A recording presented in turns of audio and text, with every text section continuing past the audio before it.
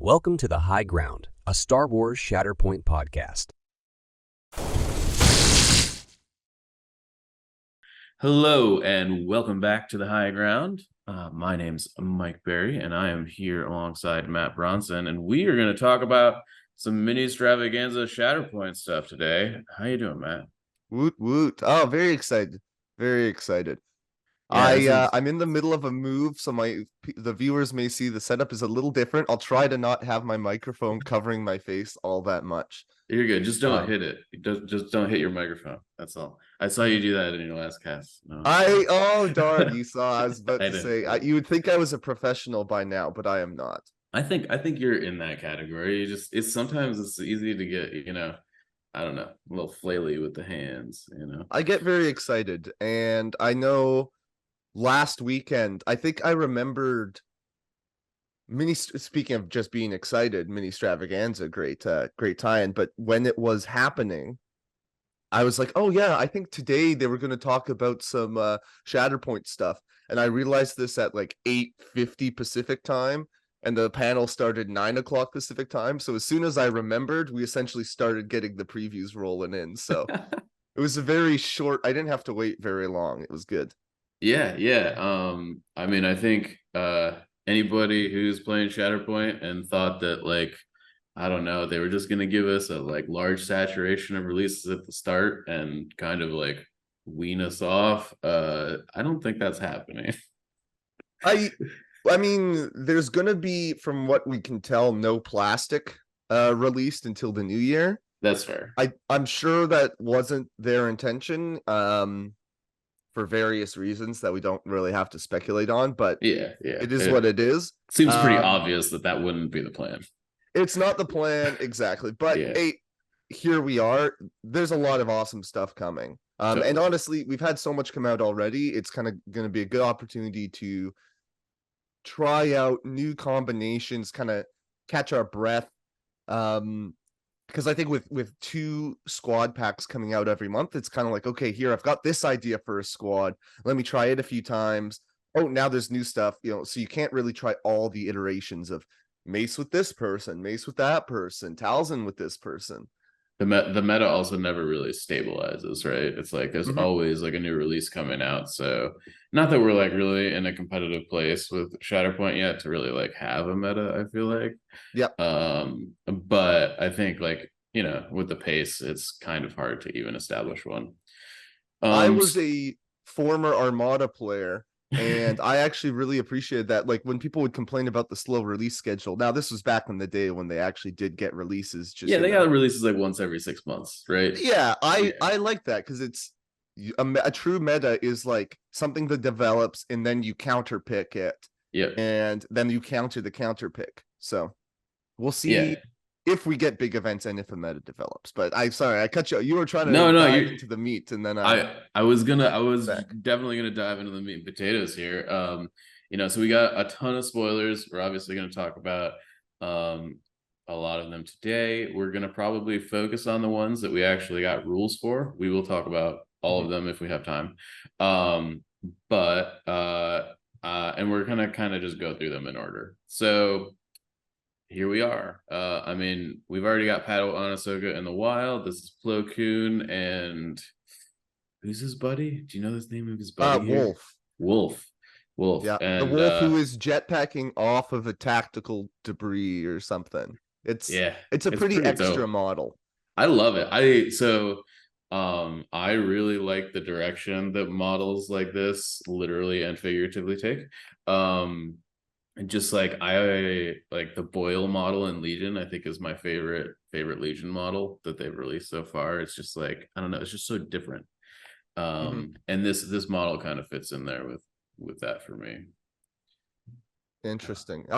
It's a little over the top for my liking, but hey, I like the things that are a little different. I don't want Guy, with wide stance shooting number 17 like that, but something like the Mace or even this Plo model I actually really like. It's just a different kind of Jedi pose than what we've seen before. So there we go, a little something for everybody. Just in totally. We've got more generic clones. Is this the Wolf Pack? That is the wolf pack, and Okay. I'm guessing it's not in the slideshow, but we have seen the unit card for the wolf pack. I think that was way back at some UK event, even before the game was released, where they look like they're probably going to be the melee clones. Instead of dash and hunker, they get a dash and focus. They have pack hunters, which makes sense because of the wolf pack. Which is what Gar Saxon has. So they get extra dice when they're engaged. When the enemy they're punching is also engaged with other clones. And then coordinated fire strain and 8 health. Clones with 8 health. Finally. Oh, that's big. I feel like with a melee stat block, their unit card, their models don't really say I'm a melee character. Nope. With the sniper rifles. Yeah, that's fine. Whatever. Well, we'll see what their stances are. Oh, here we go. Yeah, this is it, right? Like, so I feel like this was kind of one of the big splashy reveals of really all of Ministravaganza. Was the unit card and stat blocks for Jedi Master Plo Koon. If you want to actually like proxy and like try things out from Ministravaganza, Plo Koon is essentially the only unit that you can proxy and play right now. You know, if you want to say, hey, Obi-Wan is actually Plo, you can do it because we have enough stuff. We can put a squad together with him and we have all the rules. So yeah, I'd agree that he's the biggest one. Yeah. And we don't have to go through everything, but for me, the highlights are he has kind of a mace-like ability where he can dash himself and some friends. He's got force push. He's got deflect so that people, you know, he's tough to shoot. And he's got a, we can get into the identity a little bit after, but just those two things, like someone who can move friends and someone with a guaranteed push or pull, are things that go really well in Republic. Until we had Mace, you know, we've got units like Obi-Wan or Vader who can go up and kill a guy or shove a guy off a point, and they're really good at that. But that's kind of all they can do, and that's adding one body to a point, taking one body off of a point.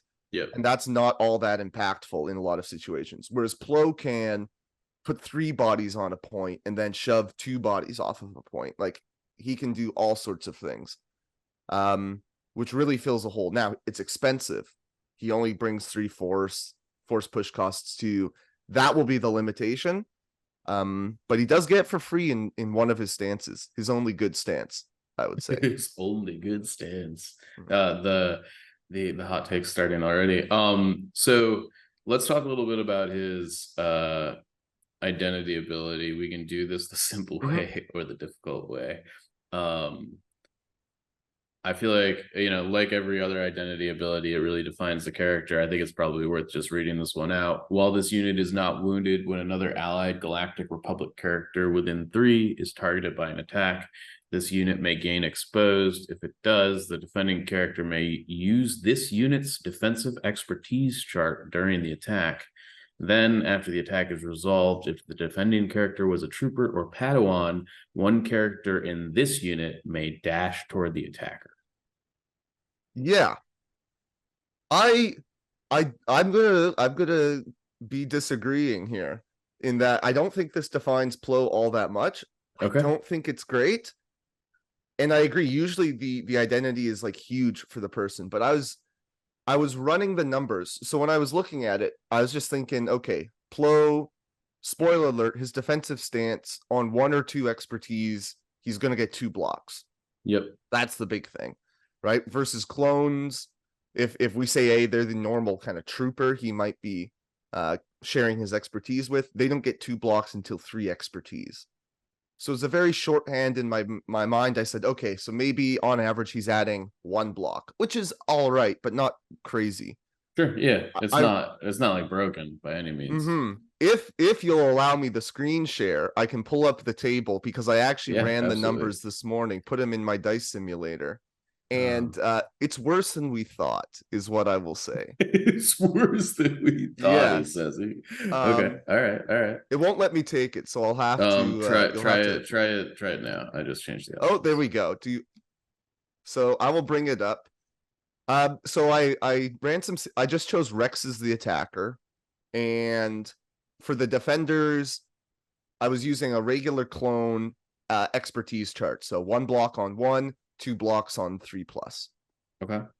Comparing what they would normally say, or the number of successes that would normally get through versus what they would get through if they had Plo's expertise.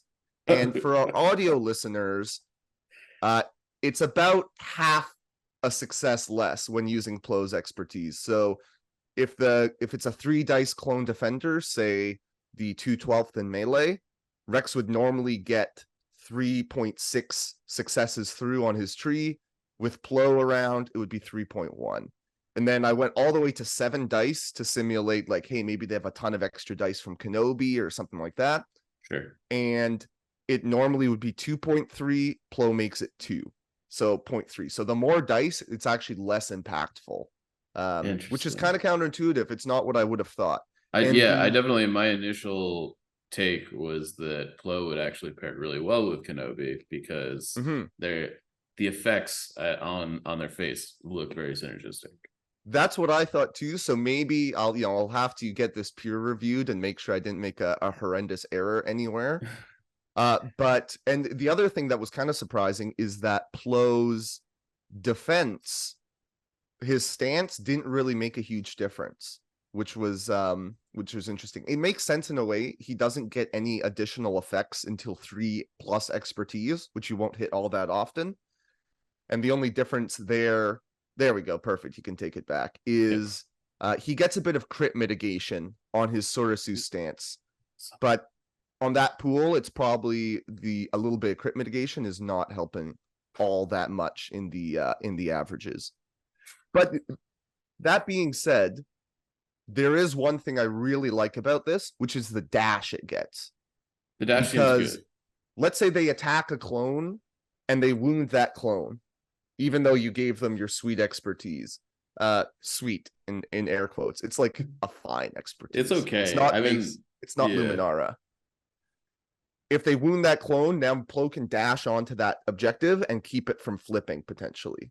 So if people have read my articles on what I call like swing, how you add and subtract bodies from points, the reason I love Plo is he hits kind of all the buckets of swing. I talk about like self-contained swing, things you can do without friends, so that's force push. External swing, so with the help of friends moving them around, that's his tactical ability. And then defensive swing, what you can do in response to other people, which is his identity. So he brings a lot in the objective game in one package, which I think is really going to be really big. Yeah, he moves a lot of people. You know, a lot of the kind of innate, you know, I move somebody at the start of the unit's activation doesn't move a whole unit. It just moves a character a lot of the time. Yeah. He's often moving 2+ himself. Which seems really good.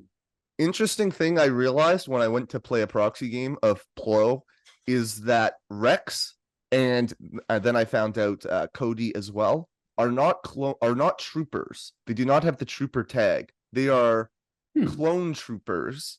They have that tag, but not the trooper tag. So this is very much oriented around the grunts. Not the named clones as much. Thematically, yeah, it makes sense. And handmaidens are troopers. Oh, interesting. So okay, can pair with handmaidens and do that. But he's not going to be giving his expertise to someone like Rex. Sure. Or we can assume probably not to Wolf, but maybe because he comes in this pack, Wolf will be an exception and we'll have the trooper keyword. Yeah, that's possible. I guess we'll have to see. How do you feel about his kind of combat charts in general? It looks like he can do a pretty sizable amount of damage in the Gemso tree. I guess Ceresi can also sort of do some stuff. We can talk about Ceresi first. I think I don't know why I complained about this a little bit, but I get why, because he brings a lot of other good stuff, so he can't have everything. But Jedi get no ranged attacks, unlike all the dark side users for the most part. They also have a stance usually that has like no dice. Obi-Wan has a 5 dice stance, Mace 6 dice, Luminara 6 dice, Plo 5 dice, and it doesn't even generate crits until you get 3 expertise. I was gonna say, I feel like a lot of the low die stances often have crits in their expertise chart, so that you can like, it's like, yes, you're only throwing 5 dice, but as long as you roll a crit, like you're getting something, right? That doesn't seem to really be the case here. And if you do get hits, or hits past defense, your reward is not all that good. Like the tree is not good. It's like a bit of damage and healing at the start, no options. So even now that I've actually kind of run the simulations, I'll probably just always keep him in Gemso. If you can end his turn in Surasu, great. But whenever he's actually swinging his lightsaber, I'd always have it in the Gemso stance personally, because oh, go ahead. I was just gonna say, Gemso just looks like it's got all the things in it. Yep, it's got all the things. It's got easy crits, one crit on 1 expertise, 2 on 2+. For 2 successes, you're getting a shove. On 3 successes, you can do 6 damage, which is not one-shot territory, but it's good to finish stuff off. And on 4, you get a free force push. So who doesn't like that? I think to help offset the cost of Plo Koon, you're going to be wanting to trigger that free force push as much as you can. Yeah. So for me, that either means run him with ARF to get exposes out, get him further down his tree, or run him with Vader and take 2 damage to get 3 extra dice and get further down the tree, or both, because Vader 7 points can take ARF. And if you take 2 damage on Vader, you can heal it in your tree. As we see, that bottom middle spot has a double heal, so you can do it consequence free. So one of the things I'm going to play around with is Vader, Plo, Ahsoka, Barriss just go all out on the lightsabers that are self-harming, and it's all the Padawans, so he can use his abilities to their full extent. Yeah, I think the jump and the just having access to like an instant jump, because he's gonna roll a crit most of the time. Like there's either gonna be a crit in the pool or he's gonna get it from expertise. Like you just like always get a jump with him. And generally that's like a 2 to 4 down the tree ability, I feel like, generally, for most characters. Yeah, for sure. And 10 health, he does expose himself, so that's the big thing. Like he might be a little squishy, which again is why I think you want to be triggering force push for free, because once he gets injured, 3 force for that is a rough time. Yeah. But I'm a big fan of Plo. I'm excited for him. I'm excited to see what Wolfpack bring, because again, they'll slot in nicely to a Vader list if they like to punch people. Yeah, I suppose we'll see. Cool. So that is Jedi Master Plo Koon. The next reveal in Ministravaganza, I guess this wasn't really a reveal, and then I'm pretty sure we already knew these guys were coming. We knew the guys were coming. We didn't know cards, so we got cards. Yep.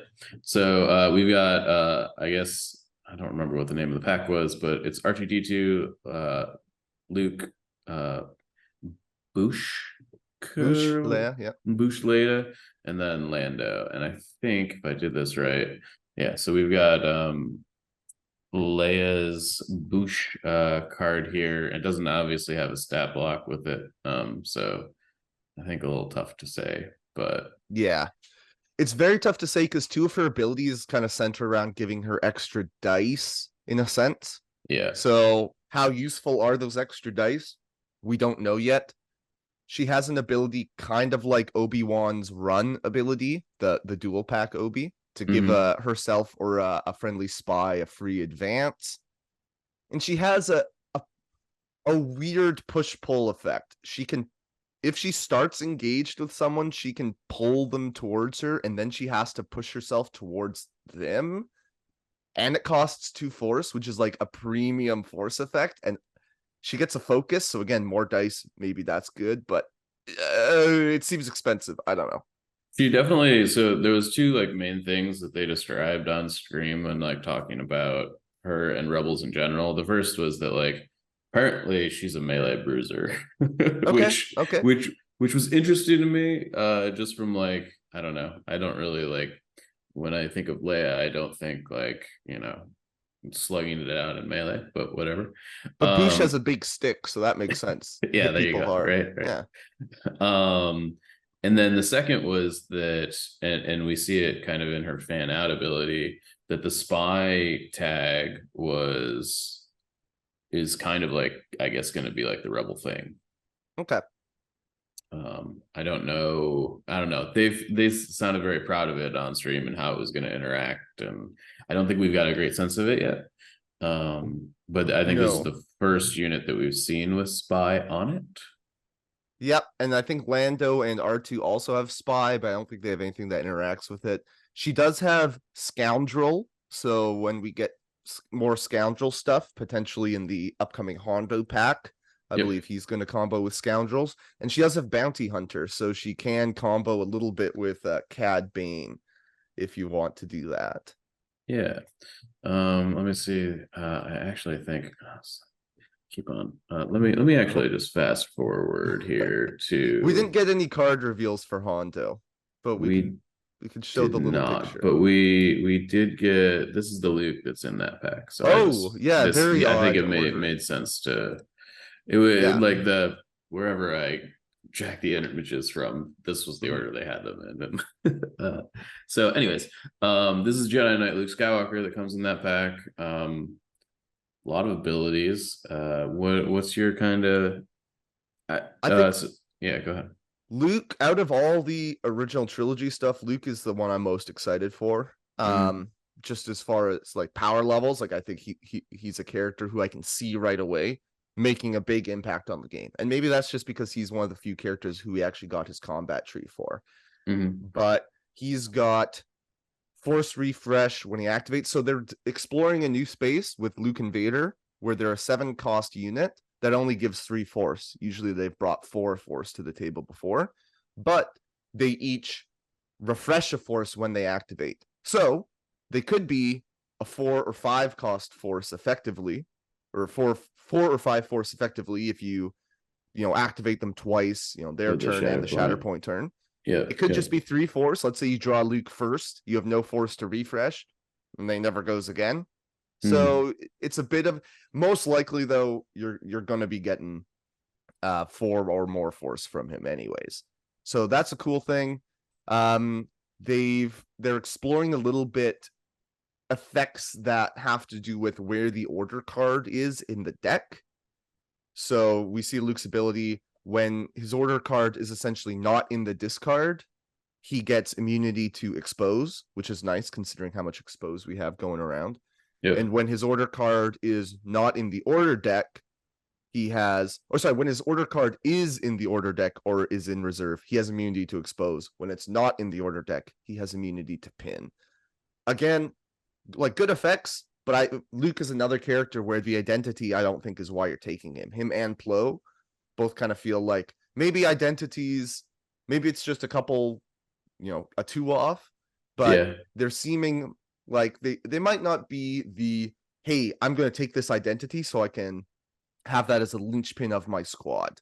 Yeah, it definitely, I think some of the identities we have in the game feel similar to like, what are they called in MCP? They're like, I don't know. They're like team effects, like the Avengers. Like everybody that's an Avenger gets like a thing that happens to you. These effects feel more like this one feels like, oh, Luke is just sometimes immune to stuff. Like that's cool. Yeah. But it doesn't define what he does. And he feels like he's a very fast, I feel like, based on how his card reads here. There's a lot of free jumps and dashes, and he has a tactic that moves. He's an active ability that moves. He's got a reactive ability that moves. So yeah, he's and he has some immunity to pin. I think what you're generally going to want to do with Luke is get him in the mix with the Shatterpoint to keep his order card in reserve so that he gets into the mix, but he's still immune to expose. Sure. And then late in the deck, you use his actual order card and go with that. Because as soon as you, based on the timings, we might get a forum clarification, but rules as written, it makes perfect sense right now. as soon as you activate him, you put the card in the discard, and then you do the activation, which means when he's actually activating, he's going to be immune to pin.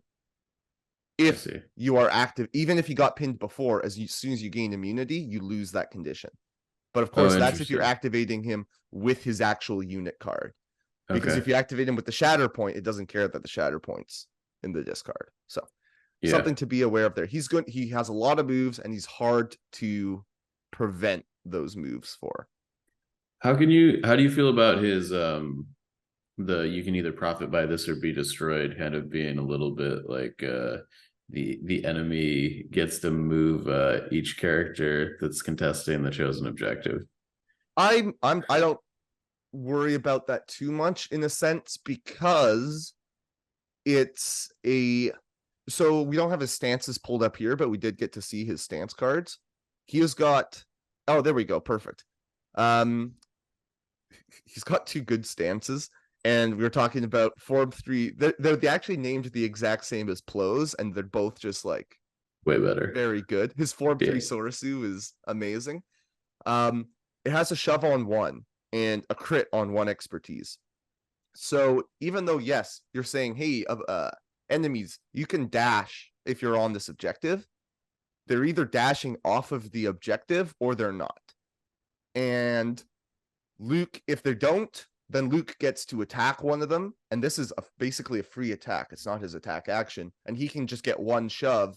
You know, if he's on this form 3 Sorasu, he'll probably get 1 shove and shove them off the objective. Versus Cad Bane, if they don't walk off the objective, sure, they're exposed, but will you actually kill them when they're exposed? I don't know. This one, I feel more confident that, hey, if you don't choose to walk away, I'm going to give you a shove. Right. So, you're going to walk away one way or the other. One way or the other, I'm going to be able to get rid of you. So I think, to me, that walk away is almost a little bit more thematic than anything, in a sense of Luke is giving them the option to step down. Okay. I do think, you know, if characters are close to being wounded or something and Luke is coming, then they'll say, hey, yeah, you know what? We'll leave. All yours. I'd rather not be. In which case, you know, you're not going to use this if you're like, oh, I have to. Maybe it's tough because it does give the dash. Maybe you need the dash, but you also need the kill, and then it will backfire a little bit. But I think for the most part, you're not going to be too concerned, even though it puts agency in the hands of your opponent. Sure. Yeah. Traditionally, effects like that are not very good, but I think in this circumstance, this one probably is fine. Yeah. I mean, he seems pretty solid overall. I'm looking forward to. He's a good solo operator. We'll see if other Rebel stuff can buff him up at all. Because right now, again, maybe that's why I like the look of him, because we don't really know. The synergy pieces are hard to judge, versus this is just a guy who's like, oh yeah, he just goes anywhere and he works well. I could definitely see lists where you take Luke and you take some Clone Wars era good stuff and just say, hey, I don't care about synergy because I just have a lot of pieces that are very strong on their own. He can definitely fit in lists like that. Totally. And I assume he's got the Jedi Knight tag and stuff. I assume he's got Jedi. So yeah, cool. All right, so I'm gonna just flip back to where we left off here. So after that, we got a preview of another pack that has Leia in it. More Leias, and a lot of Ewoks. I have a question for you, because it sounds like you were watching the streams. Because I was busy packing, so I was only looking at the images coming through. This pack and the other Ewok pack, both the Ewok supports are the exact same model. Is that just do they comment on that at all? Do we know if that's just a thing for photos, or if they're actually going to be identical at release? So it sounded, I'm trying, there was a couple of specific things about these packs, this one and the next one we're going to look at, that were kind of sounded a little bit unique. The first was, I do believe that they're different. Okay. And the second thing is they all have more models in them than you can actually run in the squad. Because I think this one is Like you can run Leia as the primary, or whichever one is like Chief Yubnub or whatever his name is. And this one I think has a locked in secondary, and then the other one has 2 secondaries. Yeah. So and actually, I do think they're different. These models are different. Well, but they're the same as each other, is what I'm saying. Oh, like within one I see. support unit, they're identical. The identical models. I see what you're saying. Yeah, but they didn't comment on that specifically. Okay, yeah, because I know before we've seen like Mace was pictured with the Wolf Pack models back at Adepticon just because they didn't have those available. So I'm not sure. It would be a little bit disappointing, but I could see it just as a way to keep everything straight. I think based on precedent, I'm gonna assume that they're the same because the B1s are the same. That's true. The B1s and the B2s are actually the same. Yeah, all the multi-model like bunch of dudes on bases seem to be the same. But it makes sense that B1s and B2s are the same. I'm not. Yeah. I'm not gonna fight you on that one, but I do think that that's probably the case. Yeah. The long and short of it, Ewoks very synergistic.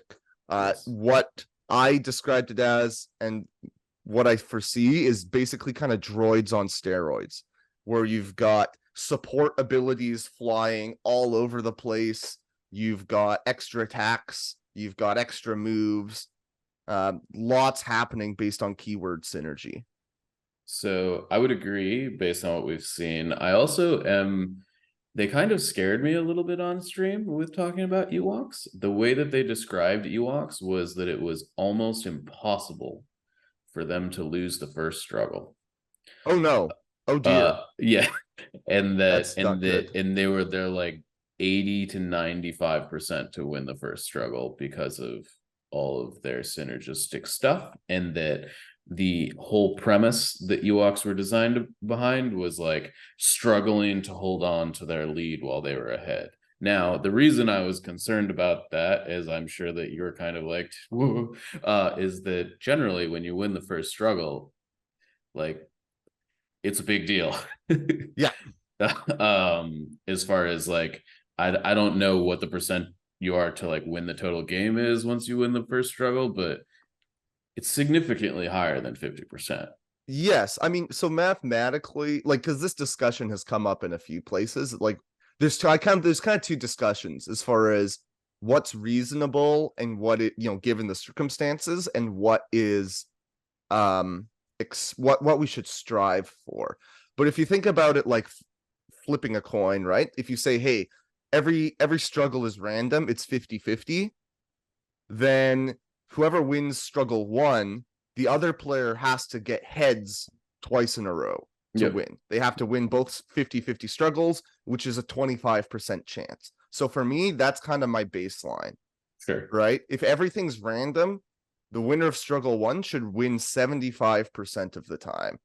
And then because of other effects that we can get into now or on a future podcast, it's probably closer to 80-85% out in the wild. So if these guys are designed to have a unique struggle, pun intended, on 2 and 3 to not actually be as good as other lists, then okay, maybe that balances it out. But if they didn't quite hit the right mix there, that could be really bad. I can kind of see it maybe in the sense of I do think droids are the best example we have now of a faction who can really convincingly take struggle 1 and then fall off a bit in the end game. Yeah. And generally for me, that's a lot because when you rely on a whole lot of synergy effects, once things start getting wounded, it's like, oh, okay, I can move a buddy, but that buddy's wounded, so they're not actually contesting anything. Yeah. Which is why I like to have the different kinds of swing, like a force push that can say, hey, if I just activate now my friends are wounded, I can still move multiple bodies around. Yeah, they described it as it's going to be very easy to wound Ewoks, which I believe that if you're probably attacking a bunch of Ewoks with, 4 guys with lightsabers, like the bears probably should be getting cut down in droves, right? You would think. Yeah, I don't know. But that definitely was how they were described to play on the table. Mm-hmm. So I guess we'll kind of have to see how that shakes out. It is, I guess, notable that like they're not rebels. They're Makes sense. yeah. They're I'm kind of like their interested. own little faction. I'm interested to see what the Han list, the Han box does, because it's Han, Chewie, Rebel Commandos, because they might interact a bit more with the Endor tag. Yep. If they don't, then I would foresee kind of Ewoks. You buy 2 boxes of Ewoks, and we're not going to really get any more Ewoks, almost certainly. They work really well together, and that's about it. So if you really want to play Ewoks, 2 boxes, it's not all that much, but you're not going to be like a squad of Ewoks and a squad of something else, because they're so highly synergistic. Yeah, I agree. Okay, cool. Flipping over to I guess more reveals that didn't well, actually, now that I'm thinking about it, We got two unit cards in this one, the Stormtrooper Sergeant and Vader. let me see if I put them in the right place. Oh, look at hey, there we go. that. Look at that. Yeah, Stormtrooper Sergeant. I don't think we got combat trees or anything. No. So we can't fully compare him to pawns yet, but we're starting to get a bit more of an idea of what a 3 costs secondary unit looks like. Yep. And they revealed, I kind of think everyone was anticipating this Vader to be a 6. He is a 7, which means the Stormtrooper grunts are a 4 cost, which will be interesting. We'll see how that works out. They'll probably be more durable than clones, because everybody gets to be more durable than the elite fighting force of the Galactic Republic. But well, whatever. They can't be the elite fighting force of the Galactic Republic in every game. No, exactly. The Stormtrooper Sergeant, I think the tactics the best part. They get to full advance a Galactic Empire supporting unit. Yeah. And that unit then takes a single damage, which, whatever. In the grand scheme of this game, 1 damage is not all that much in most cases. Yeah. For a force-free full advance. I felt like what is it? Coordinated offensive. Whenever a character in this unit or another allied Stormtrooper character makes an attack, 4 dice are rolled. You had 1 die for each allied Stormtrooper unit that's like within 5. Yeah. Like, obviously we haven't seen how much dice they roll, so maybe they roll less die than normal. Mm-hmm. And like you're required to like do the coordinated offensive thing in order to get to a normal dice pool. I don't know. But if they have like a normal dice pool and then this is kind of stacked on top of it, which I think makes more sense. This seems like it could be really powerful if you've got like 4 units of Stormtrooper. Yes, this is Stormtrooper keyword. This is going to get much better in the future when we have ways to get 2-3 extra dice on an attack. Yeah. Versus right now you're getting 1 extra die. Yeah. Which is, it's not nothing, but it's not all that great. I do like that they continue to play with the coordinated X keyword. Mm-hmm. We've seen coordinated fires. We've seen coordinated assault on Sabe. Now we're seeing coordinated defensive. So just kind of more like, hey, take a concept that works already, tweak it a little bit to give a new, and dang, there I go. I hit the mic. Not a professional. All good. But yeah, it works. Yeah, seems fine. I guess this seems like a very kind of like very obvious what this character does. It like moves you guys up and you shoot him, right? He's got 9 health, so that's into that territory where it's harder for a lot of characters to one-shot him, even if he has poor expertise. He's not like pawns who 7 health, you can just, most characters can one-shot 7 health. Do you find 9 it's tricky? Do you find it interesting at all that like all the name, all the supports for clones, they're like named and this guy is not? I was not surprised, like, because it's Stormtroopers. Yeah. Really, I don't know. It's just like it's kind of like the same idea. I know that there's like a lot of named clone troopers. It just, that this wasn't like, I'm sure that like Stormtrooper Sergeant TK7032 or whatever, Right. I just thought that was funny. Cool. Vader's in here somewhere. Okay, yeah. We can save the big news, the mission pack for the end, or we can do it now if you want because it's on the screen. Let me find Vader. Vader. I know he's in here. I can start talking. There's a couple cool things about Vader. They showed them. Okay, if you've seen this image of the side to side Vaders, do not get excited. That the Jedi Hunter cards are coming in this pack. They are not. They were just comparing the two. You still have to buy the dual pack if you want Jedi Hunter Vader. The $80 box set or however much it is. More in Canada, buddy. More in Canada. Oh, really? I have it. I haven't even opened it yet. Open it, take out 2 models, put everything back in. I think I'm gonna probably try and use the rest of it, but yes. Okay, there you go. Make a nice little diorama for yourself. Yeah. So let's talk about Darth Vader, the Emperor's servant. Yeah, so he's got the same thing as Luke going on. He's refreshing Force when he activates. He's not getting extra moves like Luke does. He's like healing, which makes him very tough to, pin or disarm because he'll activate, heal it off. He's kind of got a weird mix of Vader's fury and Vader's self-harm from first Vader, where he can pay a Force, dash, add 3 dice to his attack. But if he gets even 1 failure, he's exposed. So that's a little rough. And it's a dash, not an advance. And that's his only extra move, which is like, ooh. Okay, so he's going to be a little bit slow. Sure. His reactive is kind of cool, though. Okay.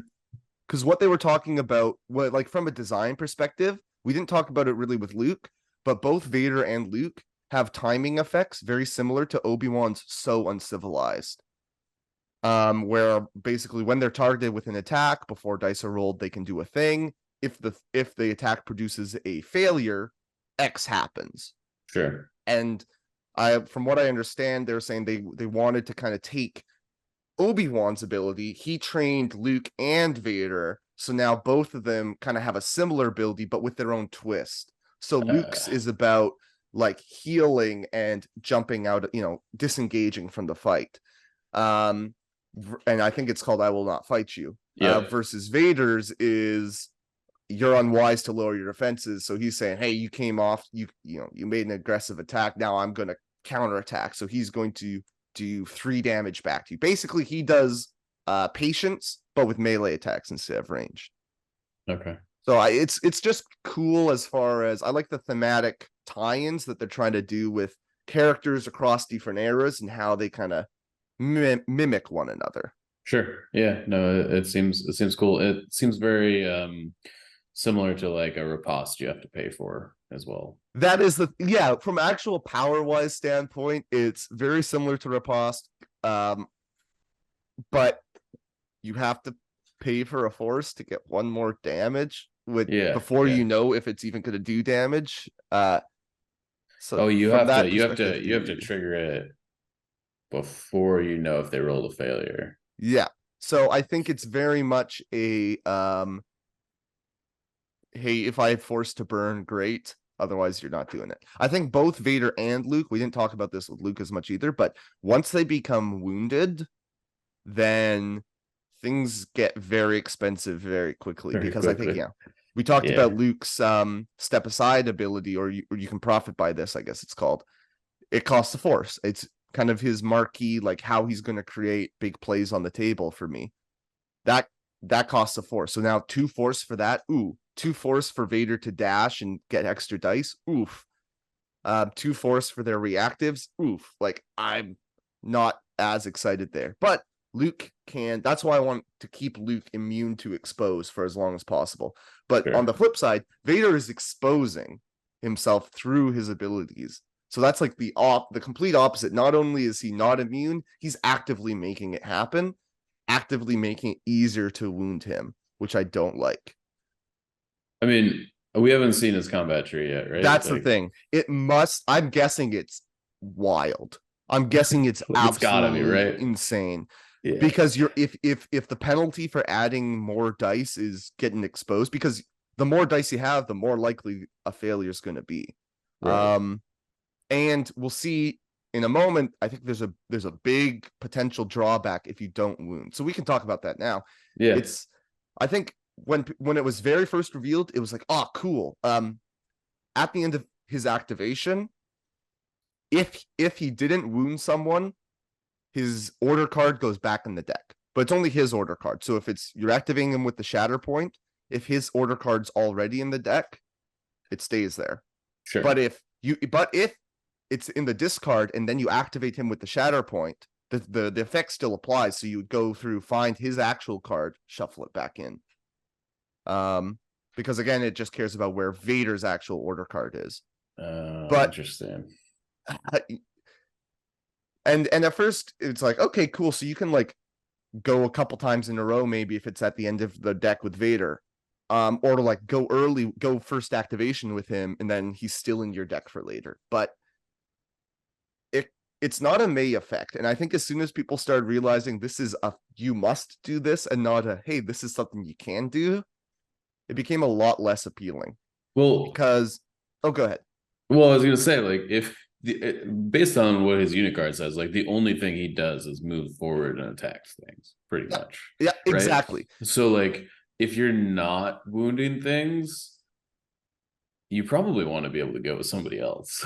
Correct. Yeah, if you're not wounding, the best case scenario that Vader can do is shove someone off of a point.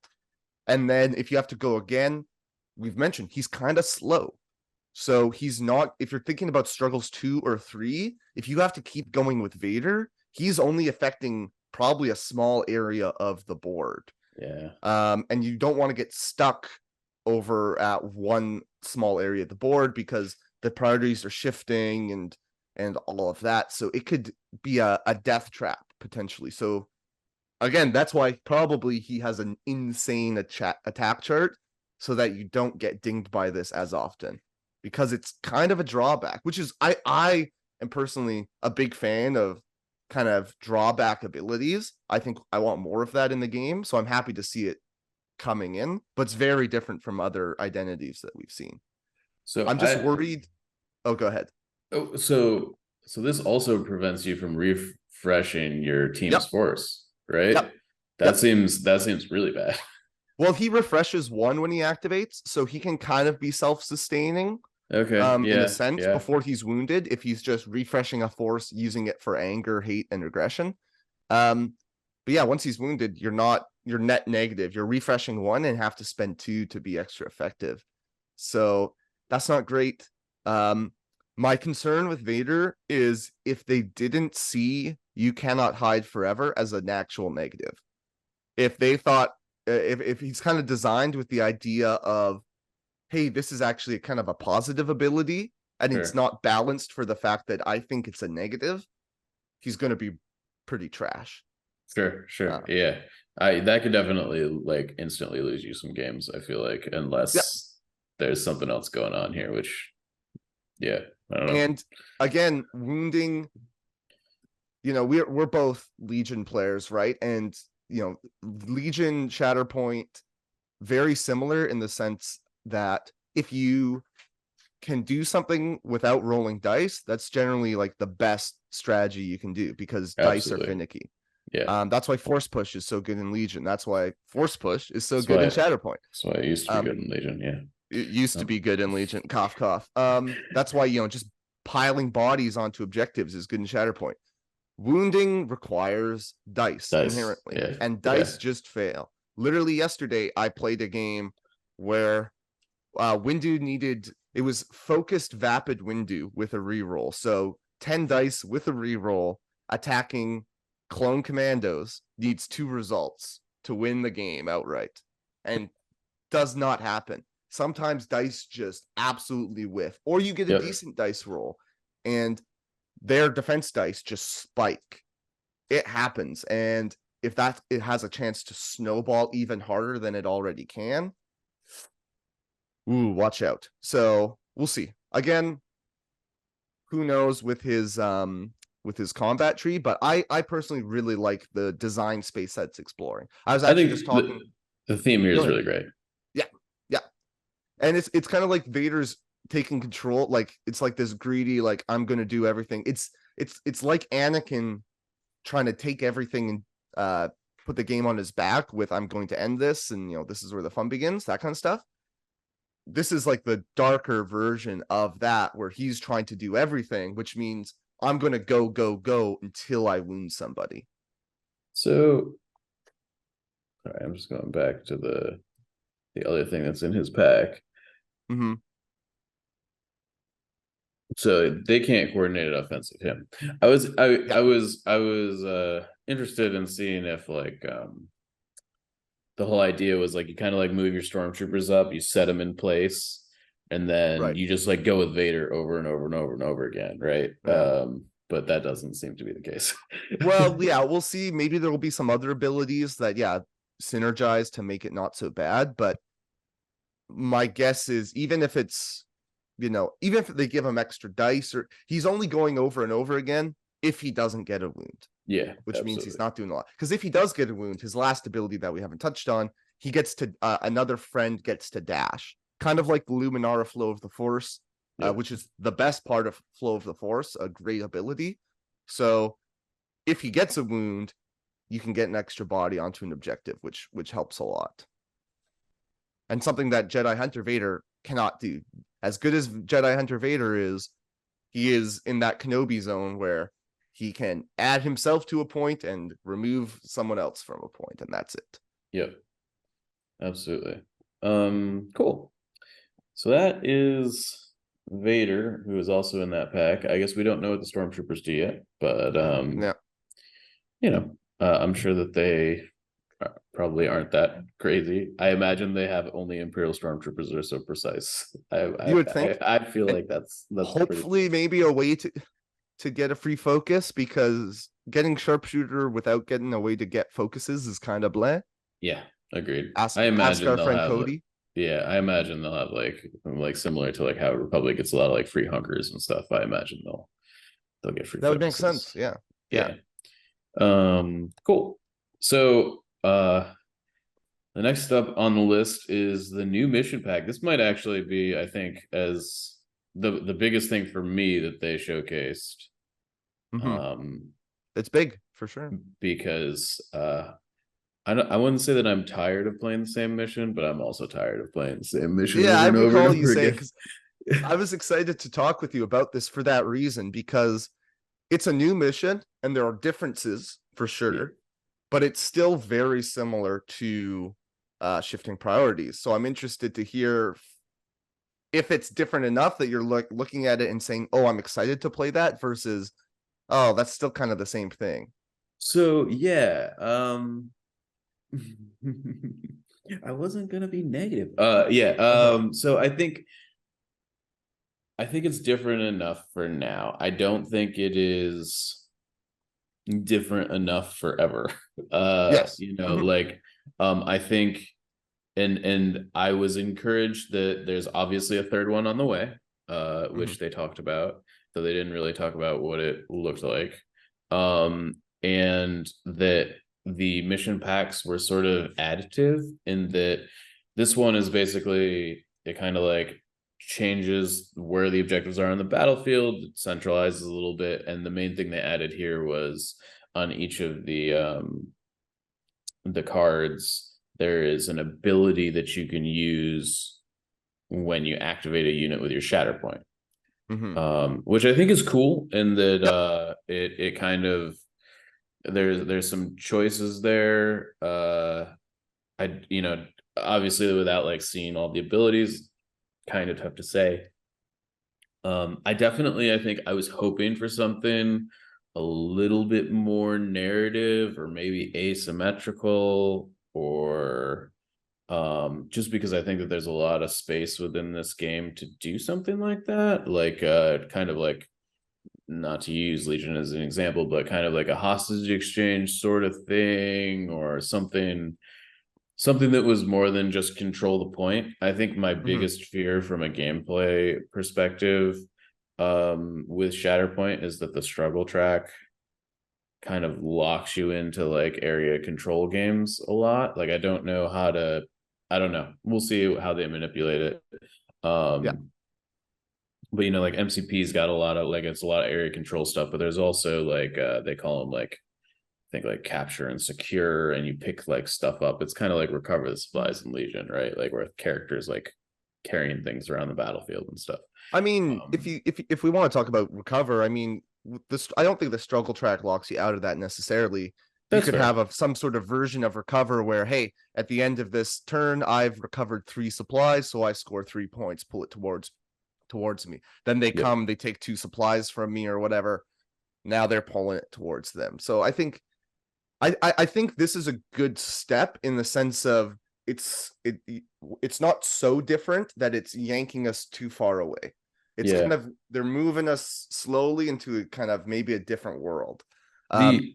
The thing that they said that I found very encouraging was that they are cognizant of how complicated this game is. I think from all of the abilities that are layered on each other, and they were talking about they kind of want to bring up new missions and stuff in phases by like only really adding 1 layer of complexity each time they release something. So I'm willing to give them the benefit of the doubt that we're going to end up somewhere like really super dope. For sure. And these are good enough, to be frank. Just once you play them 30 times, it's kind of like, I'm ready for something new. Well, and if you think about it, right, there's I think you definitely have to be careful with how different things can be, maybe especially off of the jump, because unlike Legion, you can't say, hey, I'm going to build a list for bombing run and bid 30 points. Right. Or you can't say, hey, if I'm red player, I can play everything but bombing run because I know I can just ban bombing run. Here, first player, whoever wins that roll off, they just choose what mission you're playing between the mission that each player brought. Now, that means you can't skew your list too hard, because I can't say, hey, I built my list for X mission. Oh no, I'm second player now, I'm not playing X mission. But at the same time, you don't want it to be like, aha, we got my mission, game over. Yes, I think, because it's just, you don't want, that's just a huge feels bad if that's how it's defined at the start. So I think this is definitely different enough. I think one of the biggest things is the different layout. It's going to be annoying as a TO to set up tables that work for this, because I think we're not alone. Locally, we just set the objectives up start of the game. You set your table up, before the tournament begins, knowing where all the objectives are, and you just leave them on the table. And then at the end of the day, everyone can go grab their objective tokens. Now you're going to have to be moving objective tokens between games. That can get really tough once the table is set up, because it's hard to get the rulers in there. And it's just a lot more terrain placement you have to think about when making the table of, okay, if the objectives are in this spot, do things work? If they're in this spot, do these things work? It's just more. But it means everything's more compressed. So someone like Plo Koon, who has an ability that is a range 3 effect, that'll probably go off more often because everything's a little bit closer together. Units that dash other people are probably going to be more effective, because a dash is going to be more likely to get you from one active objective to another. So Dooku scares the ever-living crap out of me in this format. Just because, I don't know, he does that thing that whenever you like wound something, he just like cracks back at you, and it's cracks back. Or when you attack you, if you attack someone near him and you get no hits through, like that range 2 bubble, and it's probably going to be a bit of a melee scrum with everything closer together. Dooku's going to be happy. Ranged units, Cad, who does not want to be engaged because it turns off half of his abilities, or at least his most important ability. He is not going to like playing this with everything closer together. No. And then the last thing, not confirmed, but we can kind of extrapolate. If you look at Signal the Transport, the left card in this front row, there is a block symbol on that card, which means it's from Struggle 2 or Struggle 3. Because it has a symbol for a dice roll, and you choose that as the active. Oh, and there's only one. There's only one. And there's map. only one. So what we're probably going to see is Struggle 3, not having a choice. For whoever loses Struggle 2, you don't get to choose in this one. Most likely. You can sort of see, actually, you can look at all the cards. The ones that have choices don't have this bar at the top. There are 6 that have these bars. Yeah, exactly. Yeah. Interesting. So I'm pretty confident on that one, which is interesting. again, when we talk about first player winning 75%, maybe this changes it, because now if you lose struggle 1, you get a bonus, but then if the first player wins struggle 1 and loses struggle 2, you don't get a bonus anymore. So it's pulling things more in a catch-up mechanic way. Sure. And I also sort of feel like just because everything's so centralized with this one, it might matter less. Although I will say that on Signal the Transponders, it looks like the middle is not highlighted. Yeah, at least on that one. Yeah. Yeah, everything's so close. I haven't put this out on the table yet to really get a whole bunch of measurements, but I think it's going to be similar to our current one in that struggle 1, you kind of want to end with a lot of stuff central, and then struggle 2, you just go wherever, whatever lights up, you're already central. It's very quick to get there. Yeah. No, I agree. I think I'm looking forward to the shakeup. And I think they said this was coming out in November, which November 3rd. I'm pretty hyped about. That's right around the corner. Even though we get no new plastic, like, you can just try all your favorite strike teams, but on this struggle, give us time to memorize 9 new struggle cards and figure out all the best tactics. There you go. I haven't memorized the previous 9, but get good. Time to get good. No, get good, scrub. Get good. So most likely, spoiler alert, I'll be writing in my end of November article will be what have we learned on Sabotage Showdown. There we go. Speaking of things that sabotage and showdown, Hondo, who was on the pack, we are getting with all of his cronies. I think these guys are what, Weequay, I think is Weequay Pirates. Yeah. Weequay Pirates. We're into the section where we just get a bunch of pictures of awesome stuff. It's a great pose, I think, for Hondo. It's very Hondo. It's him and his pirates. I'm excited to see what they do with the scoundrel keyword. Yeah. Because Maul, one of my favorite units in the game, has the scoundrel keyword. So if we open up new Maul possibilities, I'm here for it. All right. I think they said that this was supposed to be Clone Wars Hondo on the stream. So like it's not Rebels or I think he might also be in Resistance. I don't know. He's in a couple other places. How old do Weequays generally live? I have no idea. Yeah, no clue.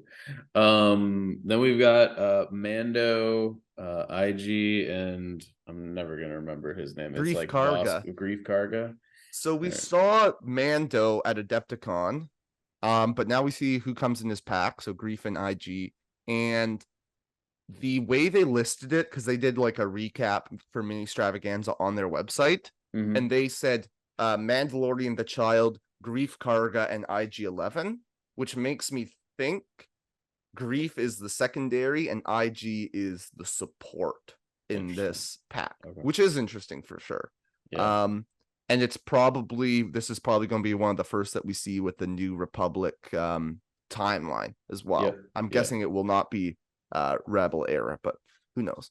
Oh, something we didn't really mention, I think kind of confirms maybe they talked about this on stream, but all the OT stuff that we saw is just the Rebel symbol on the cards.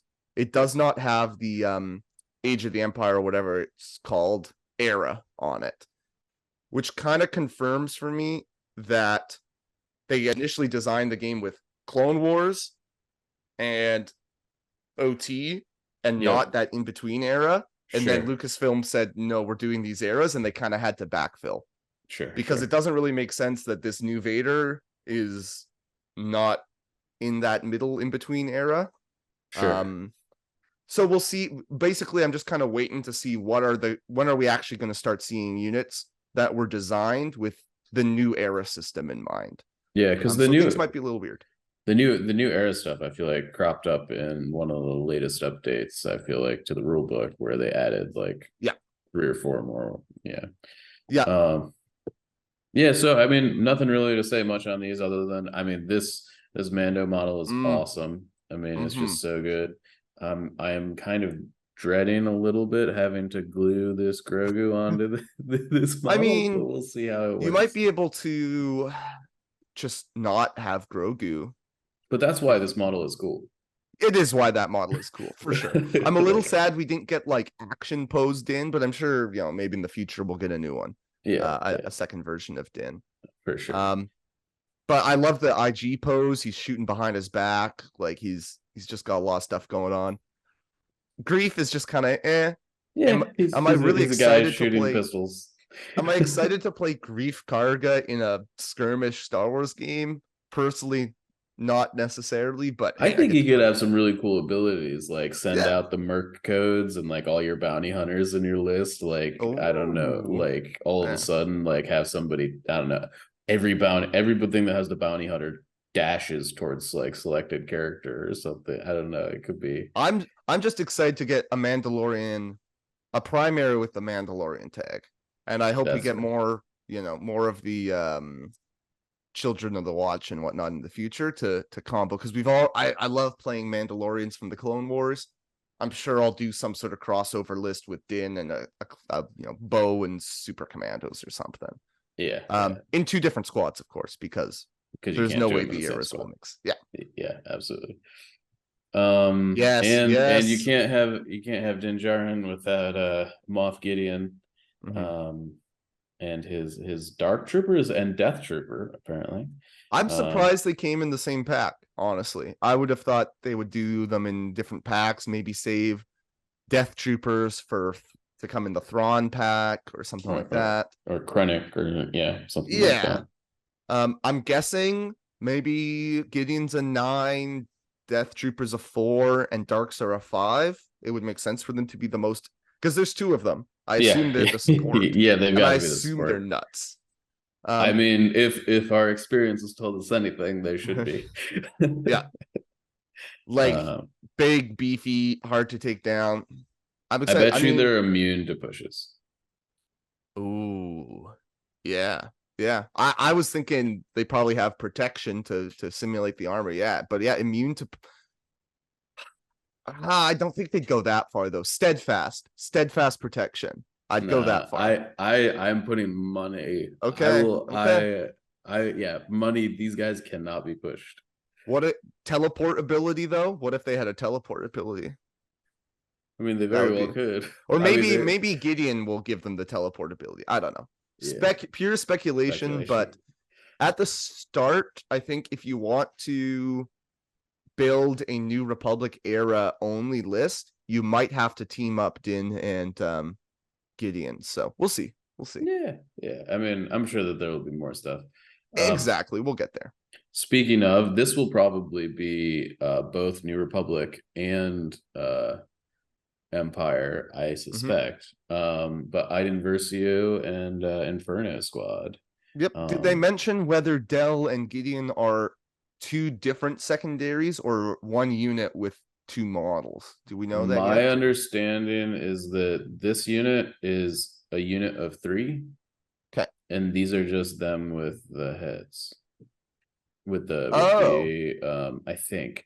I could be wrong. The models are different. The models are different. You're right. They are different now that I'm looking at it. I don't know. We'll find out. But yeah. I'll have to get good at painting black armor and black jumpsuits and making them look nice and different and all that. Now that you're saying that, I think the way that they may have described it was you can take either. Yeah, that would make sense. But they also described it in such a way that you could take all of them. So I don't know. We'll see. It bothers me that they leave out the 4th one all the time. I don't remember her name. Sane or Sign or something. Yeah. It just like seems like she just left out of all of the because she's not in the video games. Yeah, I know. It's like, all right. Anyhow, peeve. Han and the Rebel Commandos. Yeah. Talked about this one earlier.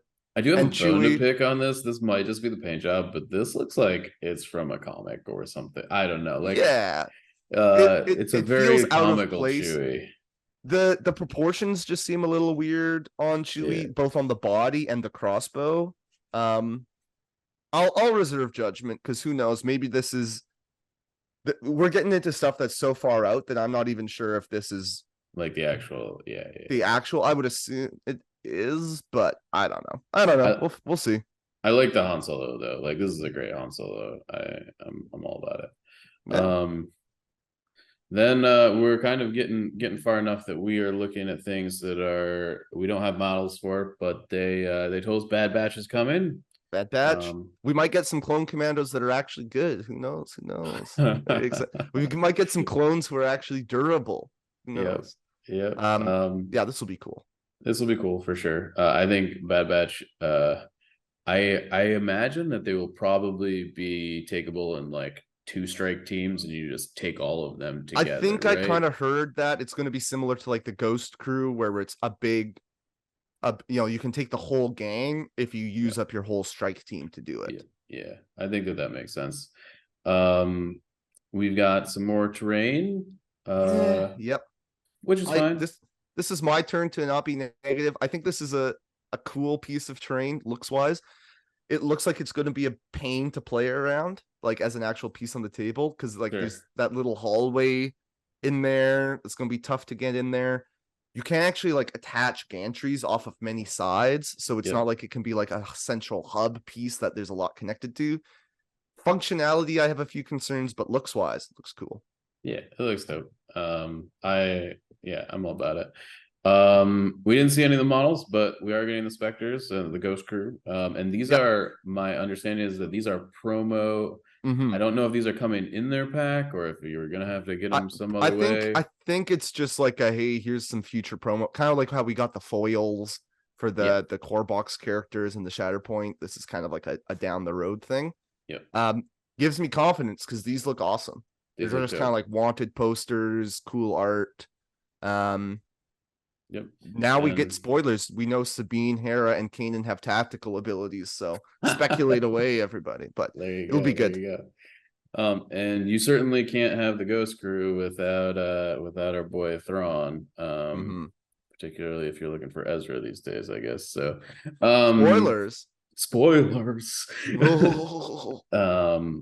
So this I didn't expect. I definitely thought he'd show up in Legion before he showed up in Shatterpoint, but I would have thought so. But hey, maybe he'll show up in both around the same time, and we just got told about him sooner. But hey, I'm excited for it. It'll work. Totally. And so the only other stuff that we got was Lando and R2-D2 inside job. This is a weird unit card to me. As a support, I don't know. Take a read through, guys. You can get some extra dice. They have some support abilities. I don't know. We don't know the combat trees. There are 3 cost support, so I guess it makes sense that they're not too crazy. Yep. And then we've got the C-3PO and R2-D2 from the Ewok pack, I believe. Yeah. And they really lean into that Ewok synergy as well. And as you can expect, C-3PO, not all that effective in combat. Neither is R2 especially, but 3PO is very not good in combat. So these are just... Is this the front and back of the same card? I think it's front and back because their divine influence references being in one stance or the other. So basically, depending which side of the card you're on, whether it's the 3PO side or the R2 side, you'll buff Ewoks in a different way. Gotcha. Lots of Ewok cards kind of mention Ewok scouts and Ewok warriors. So I'm guessing the one from one pack, the ranged ones or whatever. There's ones called like trappers. Those are probably the scouts, and then the warriors are the hunters. So usually a lot of the cards are like, hey, if it's this kind of Ewok, they get this ability. If it's this kind of Ewok, they get this ability. But just synergy stuff. Gotcha. And I believe that's the end of the road. So so that was Ministravaganza. We got a lot of stuff. I'm excited. I'm excited. It was a lot. I think the units we're getting, they're just cool. They look, the models still looking good. The areas of design that they're exploring, I like the direction we're going with the new mission pack and kind of easing us into a new reality potentially. I like that. So I like everything except having to wait a while to spend money on plastic. But as you say, like probably given all the other stuff going on with my life right now, it's good to have a break. I think we're in a good spot with it. Yeah, it's gonna take some time to come out, but you know, that's how these things go. So. Is what it is. Maybe it means that we get it more fast and furious than it would have been before. Maybe we get 2 a month instead of, 1 a month. Yeah, I don't mind like longer waits for cycles and then like a big spurt of releases and then like a big wait time. Like I don't have a problem with that at all. That's totally fine. I kind of like that model because as we were saying, like if you get a new release once a month for 6 months, then you kind of get 6 undeveloped metas versus if you get all 6 models at once, then you kind of figure out one meta over the course of 6 months, which is its own kind of fun. Yeah, I agree. It's kind of like releasing like a magic set or something. Cool. Awesome. You got anything else on the Stravaganza front? No, I do not. If you want to look at pictures of the unit cards themselves and basically hear what I was just talking about, but in writing form, I do have a recap article up on the 5th Trooper with all these images and some discussion around that. And then today, actually, we're just dropping the regular Shatterpoint article as well, which that'll probably be like a week ago when people listen. When people are listening. Yes, as of when we're recording. Kind of diving into conditions and which condition is best, which condition is not the best, looking at all 4 that we have in the game currently. Cool. So yeah, give that a look. Yeah. I think conditions are a big thing that like I still am kind of figuring out. So I would encourage people to take a look at that. Awesome. Well, I think that's all we've got today. Appreciate everybody hanging out. I think it is a bright future ahead, and we'll see where it takes us. So thank you for listening to The High Ground.